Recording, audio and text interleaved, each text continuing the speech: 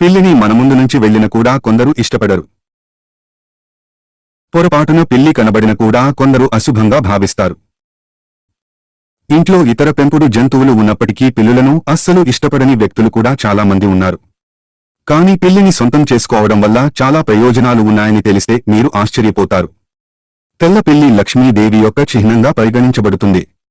చాలామంది శాస్త్ర నిపుణుల అభిప్రాయం ప్రకారం నిద్రలేచి తెల్ల పిల్లిని చూడటం డబ్బు రాకను సూచిస్తుంది.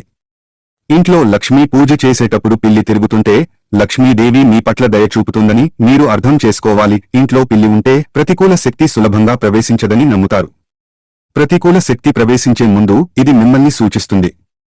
అశుభకరమైనదిగా భావించే పిల్లి ఏడుపు, దాని దయనీయమైన పిలుపుతో దుష్ట శక్తుల ఉనికి గురించి మిమ్మల్ని హెచ్చరిస్తుంది. పురాతన మతం ప్రకారం తెల్ల పిల్లి అకస్మాత్తుగా మీ ఇంటికి వస్తే అది మీకు శుభవార్త, అదృష్టం తెస్తుంది అని నమ్ముతారు.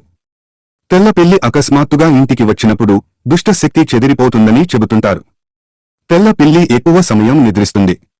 కాబట్టి తెల్ల పిల్లి మీ చుట్టూ తిరుగుతుంటే అది మీకు పని నుండి విరామం ఇవ్వమని సూచిస్తోందని అర్థం చేసుకోండి. కాబట్టి పని నుండి విరామం తీసుకోండి.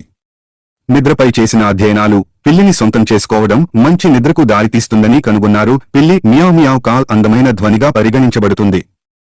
చాలా సందర్భాలలో ఈ క్యాట్ కాల్ కీళ్లు లేదా కండరాల చికిత్సలో థెరపీగా ఉపయోగించబడుతుంది.